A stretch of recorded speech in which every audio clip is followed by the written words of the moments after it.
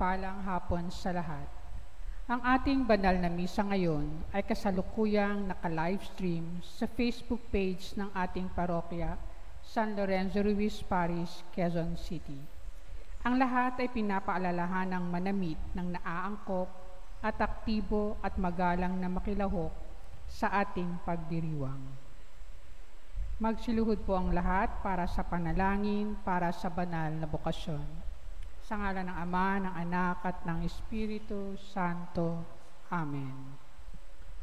O mapagpalang Ama, taos-puso kaming nagpapasalamat sa mga biyayang patuloy mong ipinagkakaloob sa sangkatauhan, sa gitna ng makabagong panahon, pagsubok at panganib. Dakilang Ama sa langit, itulot mo na ang bawat tahanan, ipunla una sa lahat ang pag-ibig sa Diyos, pangalawa sa kapwa.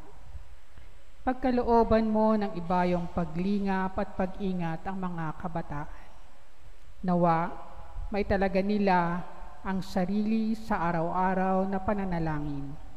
Tahakin ang daan tungo sa dakilang misyon ng paglilingkod. Manaig nawa ang bukal na hangaring ilaan ang kanilang buhay bilang handog sa iyo. Gawin mo silang matatag sa pagtanggap ng paghihirap at paglaban sa tukso, tungo sa adhikaing maging tagapagpalaganap ng iyong salita at tagapagligtas ng mga kaluluwa. Sa pamamagitan ni Hesukristo, aming manunubos, at ni Maria, aming mahal na ina, ang sambayanang Katolika ay taimtim na nagsusumamo, dinggin ang aming mga dalangin.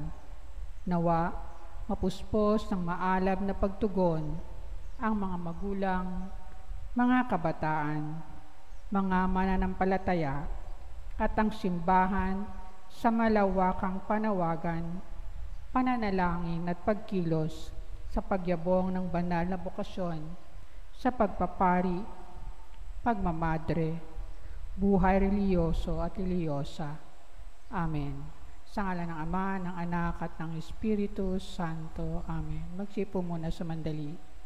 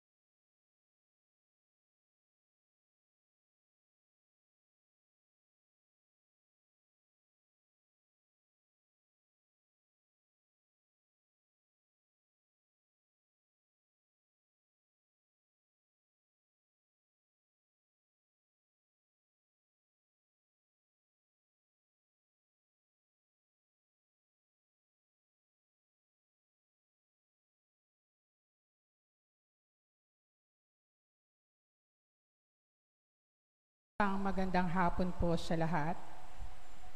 Ngayon po ay ika-13 ng linggo sa karaniwang panahon.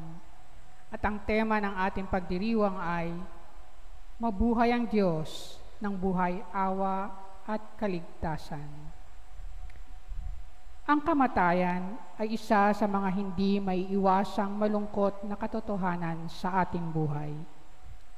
Ito'y napakasakit, lalo na kapag kinukuha nito ang mga taong napakabata pa o maganda ang kinabukasan, malakas o mahalaga at kailangan sa isang pamilya o sa lipunan. Sinasabi ng ating pananampalataya, ang pagdurusa at kamatayan ay hindi bahagi ng orihinal na plano ng Diyos para sa sangkatauhan. Ang mga ito'y ipinakilala ng demonyo sa ating buhay nang tinukso nito ang mga unang taong sumuway sa tagubili ng Diyos. Ang kanilang mapanirang presensya ay lalo pang lumakas tuwing tayo'y nagkakasala. Pinaalala sa ating liturhiya ng salita ngayon na ang Diyos na ating sinasampalatayanan ay ayaw ng pagdurusa't kamatayan sapagkat Siya ay Diyos ng buhay. Nais niyang lahat ng tao'y magkaroon ng buhay na sagana. Ganito ang mensahe ng unang pagbasa at ng Ebanghelyo.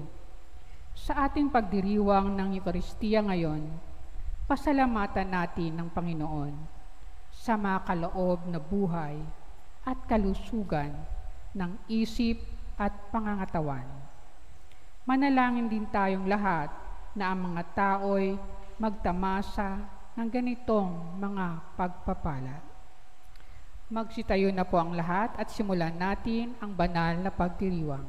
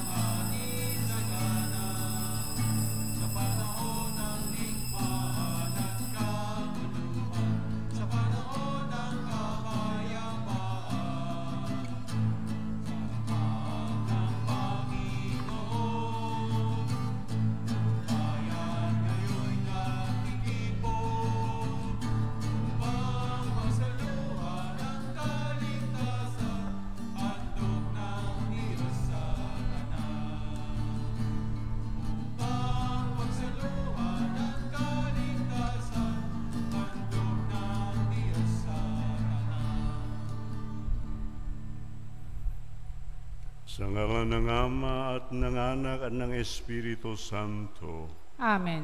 Sumaiyo ang Panginoon. At sumaiyo rin. Magandang hapon sa ating lahat. Magandang hapon, Father. Sa banal ng Eucharistia ito, manalangin tayo para sabot de celebran Alvin Christian Santos, para sa healing kay Pedro Lopez, sa mga kaluluwa ni Oscar Calma Milagros Yanes, Josevino Gamad, Mike Aduro Dominga Lumibao, Maura Mendez Armando Gallier, Minerva Porlas, Alicia Dumandan at Father Constantinos Cristianto Esige in Indonesia. Mga kapatid, sa panimula ng pagdiriwang na ito, saglit tayong manahimik at isipin natin ang ating mga kasalanan at ihingi ng tawad sa Panginoon.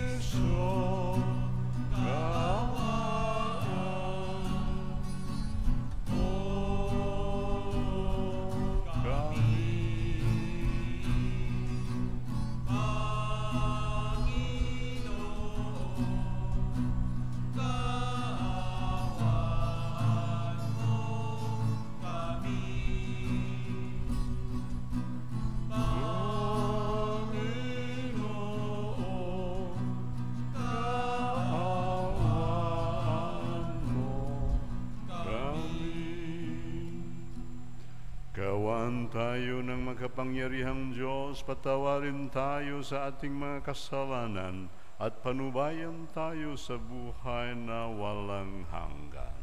Amen. Papuri sa Diyos sa kaitaasan.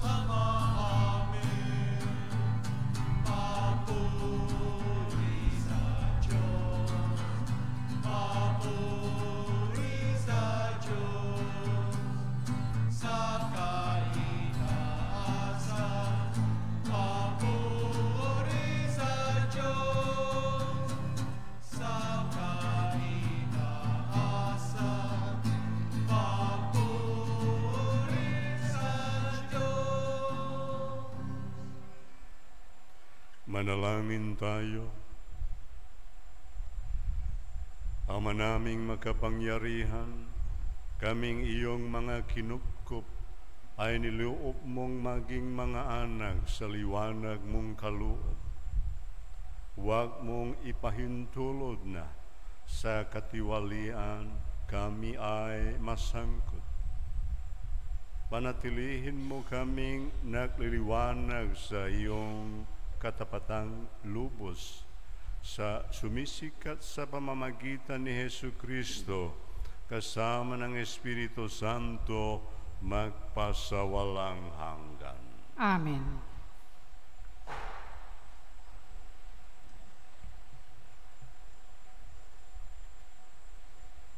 Taglay ng pagbasa ngayon, ang malinaw na sagot ng may akda ng aklat ng karunungan. Karaniwan nang itinuturing ng tao ang kamatayan bilang malaking kaaway na nananira sa mga mahal niya sa buhay. Bakit kamatayan at ano ang kinalaman ng Diyos dito?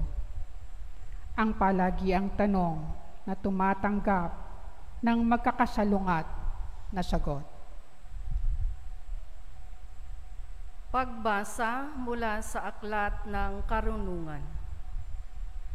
Ang kamatayan ay hindi likha ng Diyos. Ang pagkamatay ng alinman may buhay ay hindi niya ikinalulugod. Ginawa niya ang bawat nilalang upang magpatuloy at lahat na nilalang niya ay mabuti at mahusay. Wala silang kamandag na nakamamatay. Ang kamatayan ay di nagahari sa daigdig na ito, sapagkat ang katarungan ng Diyos ay walang kamatayan, pagkat ang tao'y hindi nilikha ng Diyos para mamatay, kundi para maging larawan niyang buhay. Ngunit dahil sa pakana ng Diablo, nakapasok ang kamatayan at ito ang kahitna ng mga napailalim sa kanya. Ang salita ng Diyos. Salamat sa Diyos. Poong sa akin nagligtas, ang dangal mo'y aking galak. Poong sa akin nagligtas, ang dangal mo'y aking galak. O Panginoon ko, sa inyo ginawa. Kita'y pinupurit, ako'y iniligtas. Kaya ang kaaway ay di na nakuhang matuwa't magalak. Mula sa libingang daigdig ng patay, hinango mo ako at muling binuhay. Ako nakasama nilang napabaon sa kailaliman. Poong sa akin nagligtas, ang dangal mo'y aking galak. Purihin ang poon, siya ay awitan ng lahat ng tapat na mga hinirang. Iyong gunitain ang mga ginawa ng Diyos sa banal. Ang kanyang ginawa ay alalahanin at pasalamatan. Hindi nagtatagal, yaong kanyang galit at ang kabutihan niya ay walang wakas. Ang abang may hapis at tigmak sa luha, sa buong magdamag. Sa bukang liwayway ay wala ng lungkot, kapalit ay galak. Poong sa akin nagligtas, ang dangal mo'y aking galak. Kaya't ako'y dinggin, ikaw ay mahabag sa akin. O poon, ako ay pakinggan. Mahabag ka, poon, ako ay dinggin mo at iyong tulungan. Nadama ko'y galak ng iyong hubarin ang aking panluksa. Sa pasasalamat sa iyo, o poon, ay di magsasawa. Poong sa akin nagligtas, ang dangal mo'y aking galak.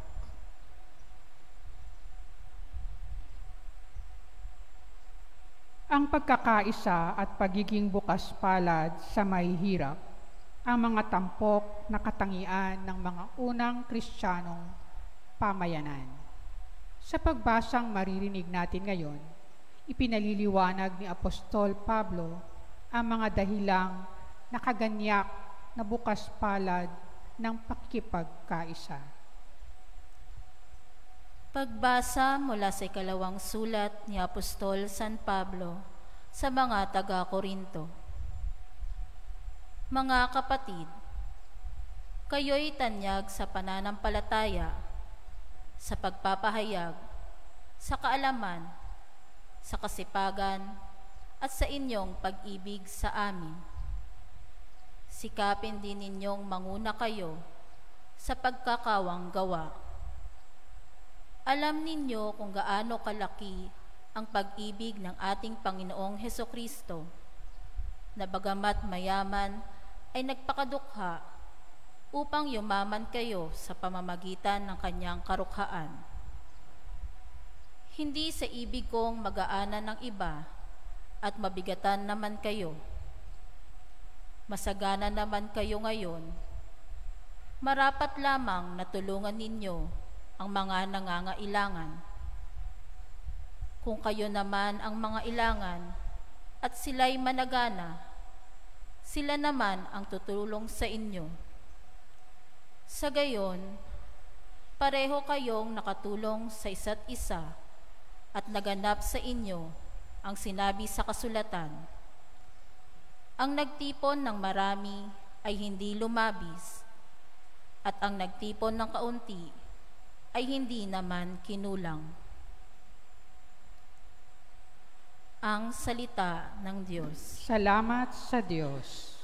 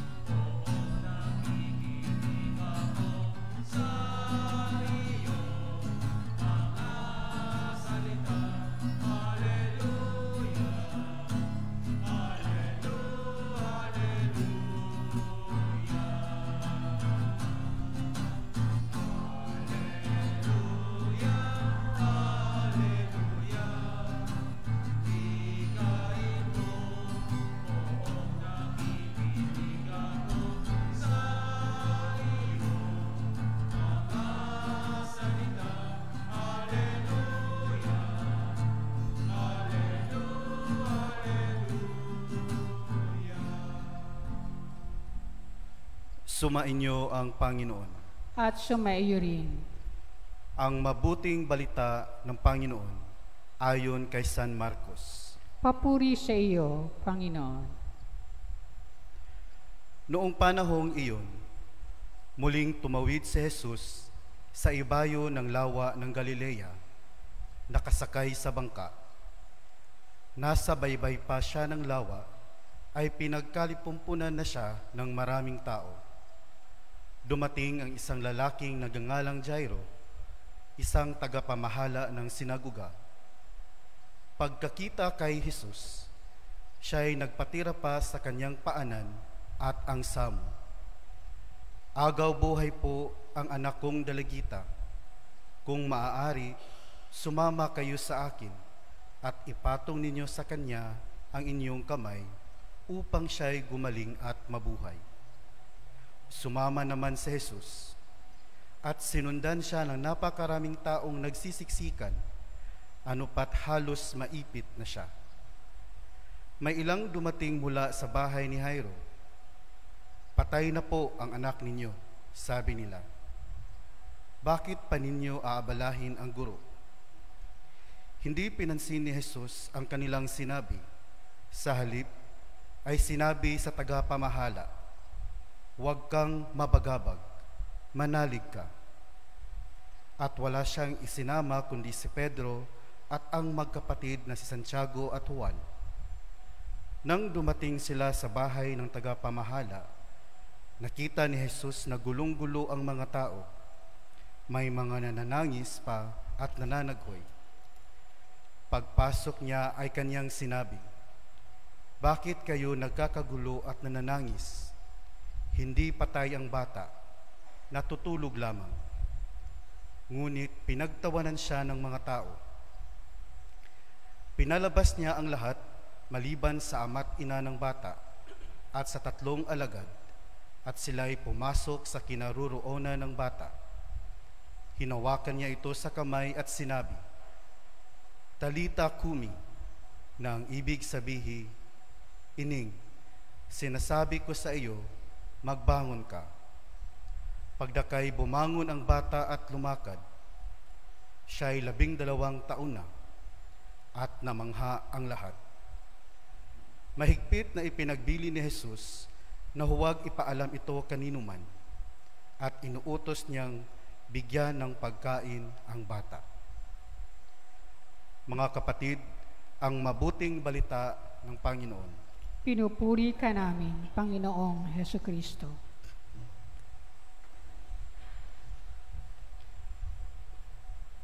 Magandang hapon po sa ating lahat. Ngayon po ay ang 13 linggo sa karaniwang panahon. At ang lahat ng ating mga pagbasa ngayon talks about the gift of life. Today's reading, Celebrate Life. Ano nga ba ang meron sa buhay? Bakit we have to be grateful about it, to be thankful about it, and to celebrate it? This is very important that we have this deep understanding about life.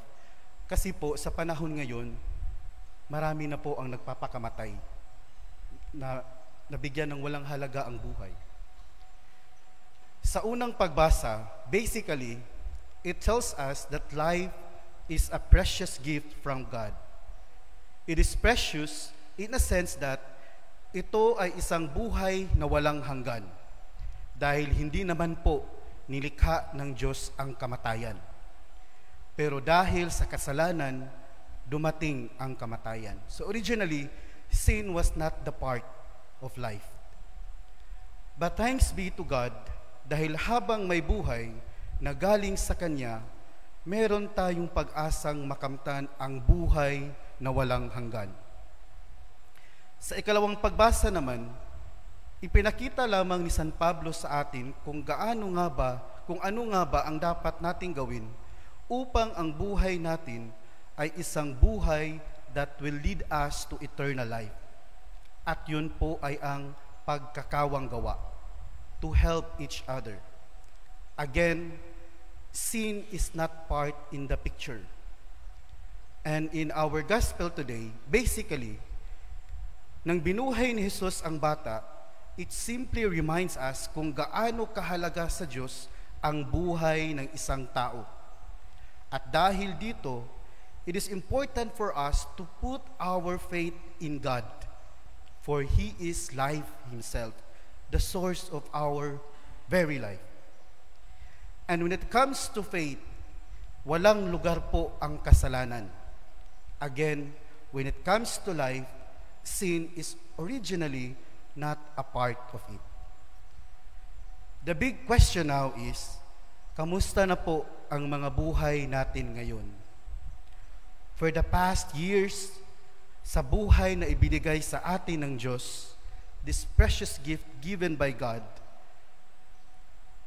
masasabi ba natin that in those past years, that our actions in the past ay nagbibigay ng buhay na walang hanggan in the future?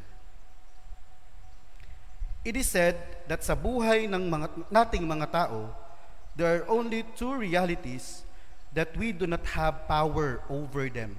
Ano po yun? Our past and our future. Hindi na po natin mababago ang mga nangyari sa nakaraan. The damages we have done to others and to ourselves that add wounds to the wounded heart of Christ. Mga kasalanang nagawa natin na siyang patuloy na pumapako ni Kristo sa krus. Ang ating mga pagkawalang utang na loob sa Diyos after all the countless blessings He showered upon us that made Him feel being abandoned during His suffering. Dahil wala pong perpektong buhay, wala tayong perpektong nakaraan. In one way or another, imperfect as we are, we have sinned. And as to the future, wala pong nakakaalam kung ano nga ba ang nakalaan sa atin sa hinaharap. Or do we even have a future? No one really knows. But the good news is, we have what? We have the present. Meron po tayong kasalukuyan, the life we have right now. And this is the third big reality sa buhay nating mga tao na kadalas ay nakakalimutan natin. Unlike the past and the future, sa kasalukuyan po, we have absolute power over it. Sa kasalukuyan, we can correct our past. Yes, hindi na natin mababago ang nakaraan, but we can learn from it at mamuhay tayo sa kasalukuyan far better than the past. Sa kasalukuyan, we have control over our future. Sa kasalukuyan, we can shape our future. Although we do not know our end, pero kung aayusin natin ang ating mga buhay ngayon, nakasama si Kristo sa Eucharistia, in the process, we are making ourselves always ready for the future. The present is our greatest power only if we live a life of formation towards salvation. Ito kasi ang klase ng buhay ng isang taong may pananampalataya sa Diyos. Faith in God. And talking about faith, while I was meditating, I remember one of my subject in theology, the Philippine church history. Isa sa mga pag-aaral, he studies about the faith of the Filipino people. Sabi niya, the faith of the Filipino people revolves around these two devotions. And what are these? Ano po yung fiesta sa Pilipinas na nagkakagulo po ang buong bansa? Ang una, mas nagkakagulo sa Cebu. Yun po ang devotion natin sa Santo Niño. Yung pangalawa, nagkakagulo ang Quiapo. Yun po ang devotion ng Jesus Nazareno. And it's not a surprise because the cradle of our faith is start with that devotions. Kasi dalawa sa mga 5 unang misyonaryo na dumating sa Pilipinas, yun po ang mga debosyon na dinala nila. Kaya po, ang mga debosyon nating mga Pilipino, our faith revolves around that devotion. The infant Jesus and the suffering Jesus. We are so focused on that devotion that we forget what is in between the infant Jesus and the suffering Jesus. Ano po ang nasa gitna? We have this infant Jesus, we could relate it to Christmas season, and then the suffering Christ would be the Lenten season. Ano po ang nasa gitna ng Christmas season at ng Lenten season? Yun po ang tinatawag na the ordinary time. Tulad ngayon, it's our ordinary time. And when you read all the Gospels in ordinary time, you would find out that the ordinary time would talk about the public ministry of Christ. In other words, the actions is there. Sa madaling salita, ayon po sa pag-aaral na iyon, tayong mga Filipino, when it comes to our faith, we are only good in devotions, but never in actions. That we are only good in words, but never in deeds. Is it true? If we are going to evaluate ourselves, na yung pananampalataya natin sa Diyos, sa bibig lang pala, wala sa gawa. I hope not, kasi po nakakalungkot. The bottom line here is, God give us the life we have today to give us a chance for eternal life. This beautiful reality will only depends on how you live your life today, now. Mga kapatid, in the 30th Sunday in ordinary time, may we pattern our present life to that of the public ministry of Jesus. Mamuhay po tayo sa kasalukuyan kung paano si Kristo namuhay dito sa mundo. Ipinakita po sa atin ni Kristo na siya ang daan, ang katotohanan at ang tunay na buhay. Si Kristo na buhay dito sa banal na Eucharistia. Let us live our present life with the Eucharist. Patuloy lang po tayong magsimba at gawing sentro ang Eucharistia sa ating mga buhay ngayon, so that our today, our present life, will become our greatest power, that no past, no future can overpower it. Dahil ang ating mga buhay ay nasa kapangyarihan na sa mga palad ni Jesus. Jesus Christ is the same yesterday, today, and forever. Si Jesus na Diyos ng mga buhay, at hindi ng mga patay. This is our challenge, na sana sa bawat sandali ng ating mga buhay, sana mabuhay tayo ng naaayon sa buhay ni Kristo. Alam ng Diyos na hindi madali ang mabuhay ng katulad niya, kaya nga po ibinigay niya ang kanyang sarili sa banal na Eukaristiya upang tulungan tayo na kayanin ang mga bagay na hindi natin kaya. Magsimba ka lang po and you will never go astray. Sa banal na Eukaristiya lang po ang buhay na walang hanggan. Lord, we put our past into your mercy, our present in the Eucharist, and our future into your love. Amen.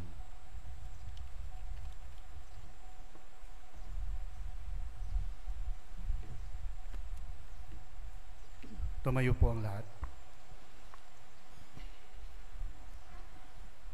Sumasampalataya ako Sa Diyos samang makapangyarihan sa lahat, na may gawa ng langit at lupa.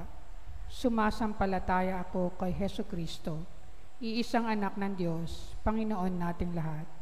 Nagkatawang tao siya lalang ng Espiritu Santo, pinanganak ni Santa Mariang Birhen, pinagpakasakit ni Poncio Pilato, pinako sa krus, namatay, inilibing. Nanaog sa kinaroroonan ng mga yumao, ng may 3 araw na buhay na maguli, umakyat sa langit, naluluklok sa kanan ng Diyos, Amang makapangyarihan sa lahat. Doon magmumulang paririto at huhukom sa nangabubuhay at nangamatay na tao. Sumasampalataya naman ako sa Diyos, Espiritu Santo, sa banal na simbahang Katolika, sa kasamahan ng mga banal, sa kapatawaran ng mga kasalanan, sa pagkabuhay na muli na nangamatay na tao, at sa buhay na walang hanggan. Amen. Ang Diyos natin ay Diyos ng kaligtasan at buhay. Isinugo niya ang kanyang bugtong na anak upang palayain tayo sa lahat ng nakapipinsala sa atin, gaya ng pagkamuhi at pagkakasala. Lubos ang pananalig sa kanyang pag-ibig sa atin, tayo'y dumulong sa kanya tulad ni Jairo at manalangin. Diyos ng buhay, dinggin ang aming panalangin. Diyos ng buhay, tinggin ang aming panalangin. Para sa inang simbahan, naway lagi siyang maging kasangkapan ng malasakit ng Diyos sa kabutihan ng lahat. Manalangin tayo. Diyos ng buhay, tinggin ang aming panalangin. Para sa Santo Papa, ating obispo, at lahat ng ating mga pinunong pang-espiritual, naway magpatuloy silang maging inspirasyon sa sangkatauhan, sa hangad nitong labanan ang lahat ng anyo ng sakit at kamatayan. Manalangin tayo. Diyos ng buhay, tinggin ang aming panalangin. Para sa mga ahensya ng pamahalaan at mga NGO na nakalaan sa pagtatanggol at pagtataguyod ng buhay, naway magtagumpay ang mga ito at suportahan ng lahat ng mamamayang tapat. Manalangin tayo. Diyos ng buhay, tinggin ang aming panalangin. Para sa mga may sakit at lahat ng nagdurusa, naway ang alaala ng habag ng Panginoon, katapatan ng nag-aalaga sa kanila, at pakikiisa ng kanilang mga kamag-anak at kaibigan ay maging bukal ng kanilang lakas. Manalangin tayo. Diyos ng buhay, tinggin ang aming panalangin. Para sa mga malapit ng mamatay dahil sa katandaan o karamdaman, naway maharap nila ang kamatayan ng may pananalig at pag-asa sa landas tungo sa buhay na walang hanggan, sa pakikipagtagpo nila sa Panginoon ng buhay. Manalangin tayo. Diyos ng buhay, tinggin ang aming panalangin. Para sa lahat ng mga migranteng umiiwas sa gutom at giyera na napipilitang mangibang bayan sa kabila ng panganib at karahasan, makatagpo nawa sila ng pagtanggap at pagkalinga sa mga bayang magbubukas ng pintuan sa kanila. Manalangin tayo. Diyos ng buhay, tinggi ng aming panalangin. Tahimik nating ipanalangin ang ating mga pansariling kahilingan at ang lahat ng kahilingan para sa banal na misang ito.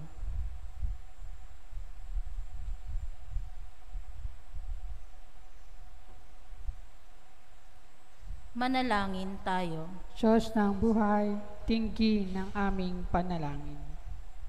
Panginoong Diyos ng kapangyarihan at lakas, masuyo mong tunghayan, kaawa at dinggin ang aming mga kahilingan para sa kabutihan ng lahat naming kapatid, lalo na ng mga nagdururusa. Isinasamo namin ito sa pamamagitan ni Kristong Panginoon na siya naming daan, katotohanan at buhay. Amen.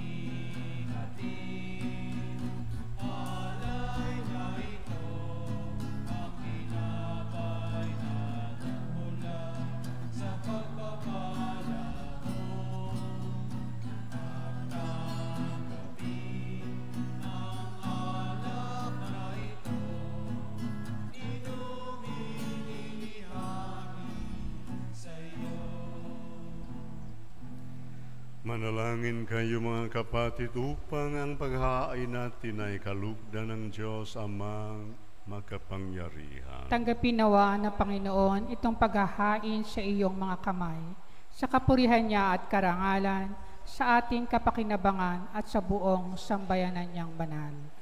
Ama naming lumikha, kami iyong pinapagindapat gumanap sa pagdiriwang ng paghahain ng iyong pagliligtas. Ipakaluob mong ang aming paglilingkod sa iyo ay gawing kalugod-lugod ng mga alay na ito. Sa pamamagitan ni Hesu Kristo kasama ng Espiritu Santo, magpasawalang hanggan. Amen. Sumainyo ang Panginoon. At sumaiyo rin. Itaas sa Diyos ang inyong puso at diwa. Tinaas na namin sa Panginoon. Pasalamatan natin ang Panginoong ating Diyos. Marapat na siya ay pasalamatan. Ama naming makapangyarihan, tunay ngang marapat na ikaw ay aming pasalamatan. Nasa iyo ang aming buhay, pagkilos at pag-iral. Sa pamumuhay namin araw-araw, tinatamasa namin ang iyong pagmamahal. Sa pag-ibig mong ipinunla sa sangkatauhan, ang Espiritu Santo'y unang aningbigay ng anak mong naglagak sa amin ng katiyakan. Nakalaang mabuhay kami sa piling mo kailanman. Kaya kaisa ng mga anghel na nagsisiawit ng papuri sa iyo nang walang humpay sa kalangitan, kami nagbubunyi sa iyong kadakilaan.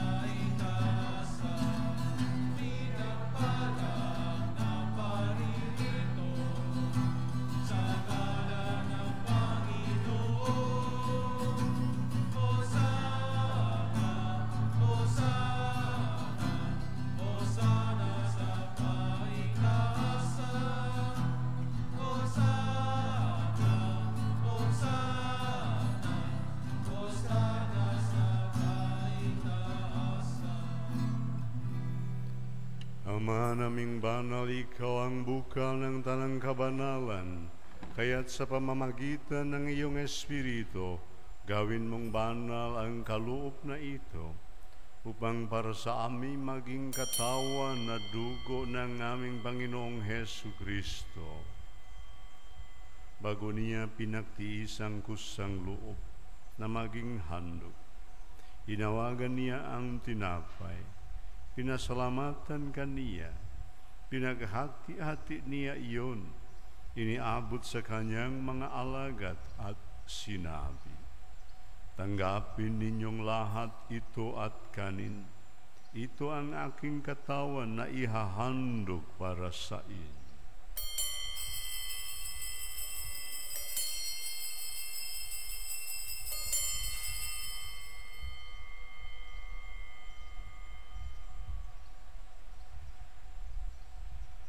Gayon din naman, noong matapos ang hapunan, hinawagan niya ang kalis, muli ka niyang pinasalamatan.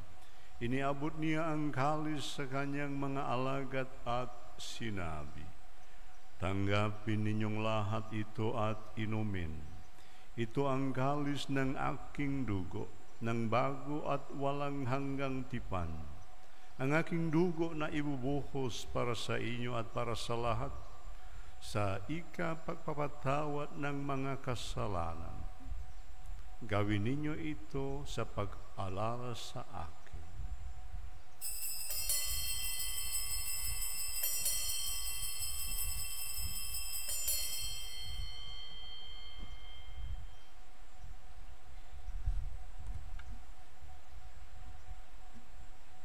Ipagbunyi natin ang misteryo ng pananampalataya.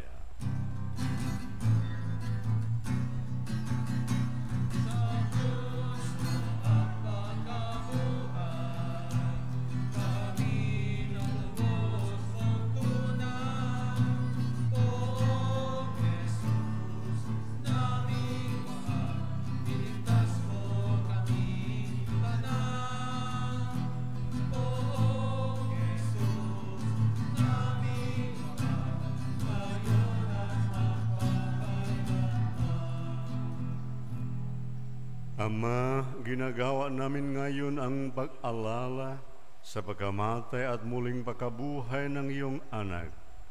Kaya't iniaalay namin sa iyo ang tinapay na nagbibigay buhay at ang kalis na nakakaloob ng kaligtasan.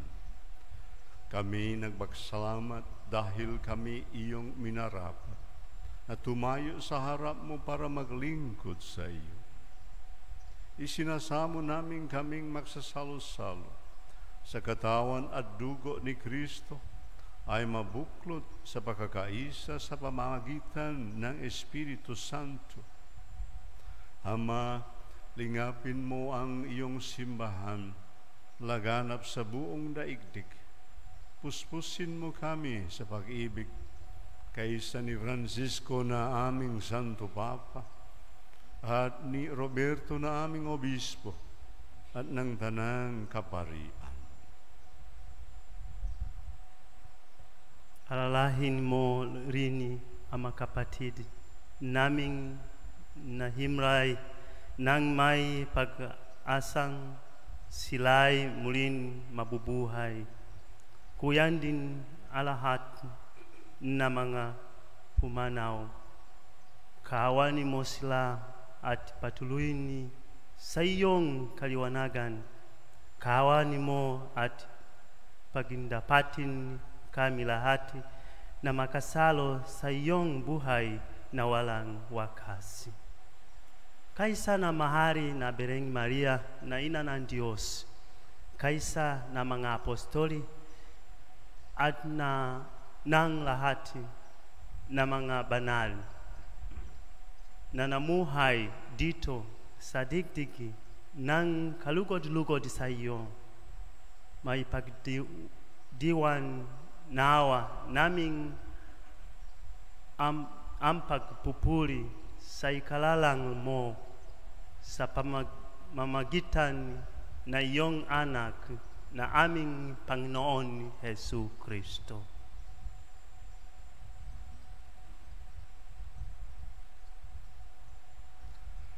Sa pamagitan ni Kristo kasama niya at sa Kanya, ang lahat ng parangal at papuri ay sa iyo, Diyos amang makapangyarihan, kasama ng Espiritu Santo, magpasawalang hanggan.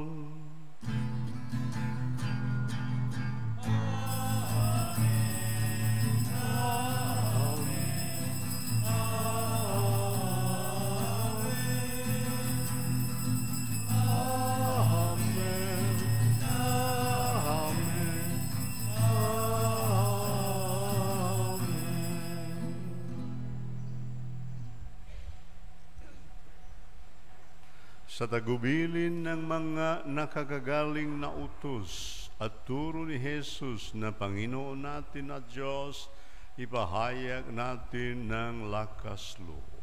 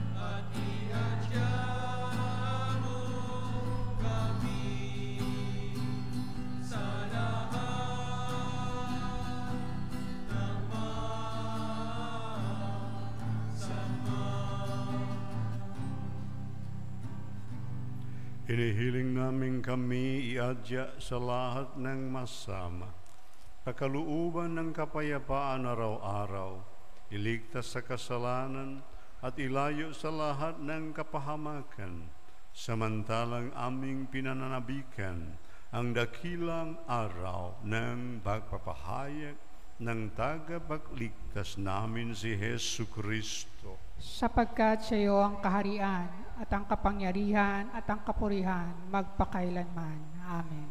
Panginoong Hesu Kristo, sinabi mo sa iyong mga apostol, kapayapaan ang iniiwan ko sa inyo. Ang aking kapayapaan ang ibinibigay ko sa inyo.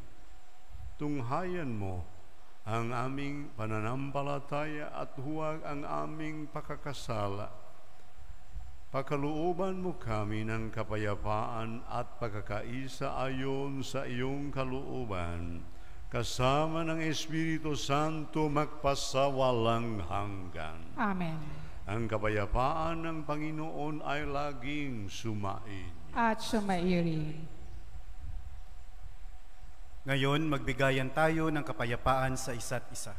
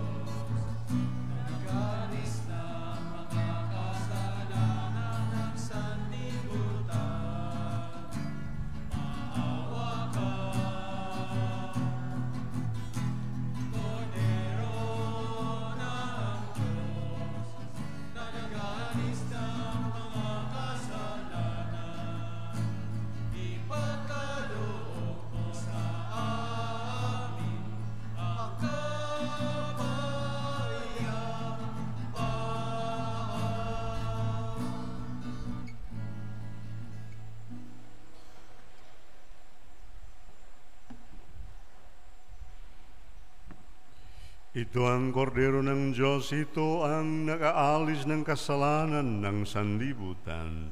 Mapalat ang mga inaanyayahan sa kanyang piging. Panginoon, hindi ako karapat-dapat na magpatuloy sa iyo, ngunit sa isang salita mo lamang ay gagaling na ako.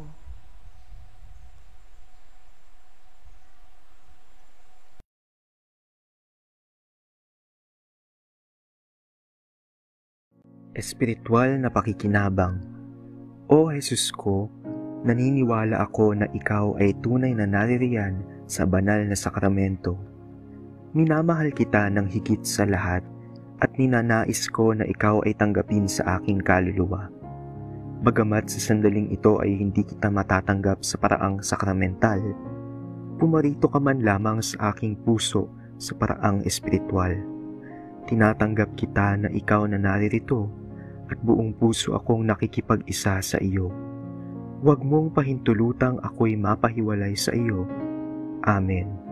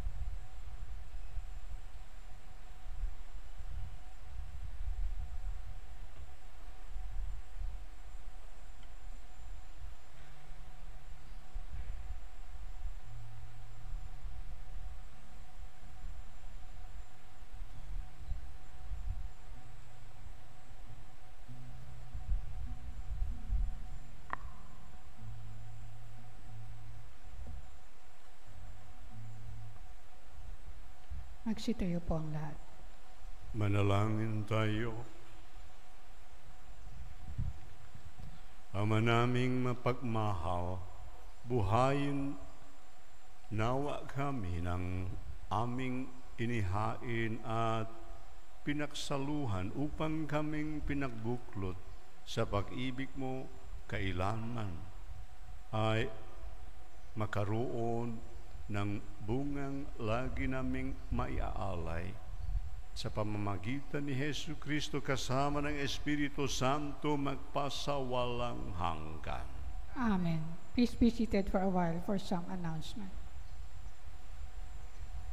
Isa lang po yung announcement natin. Meron po tayong second collection para sa pagpapagawa ng Kristong Hari Parish.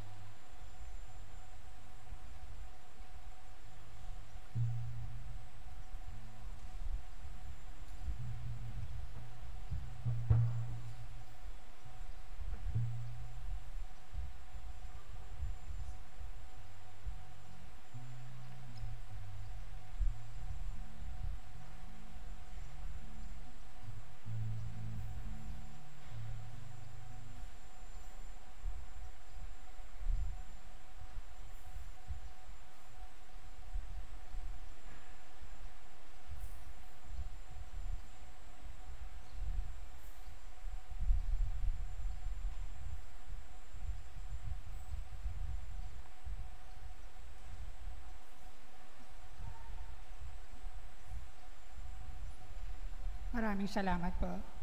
Please all stand.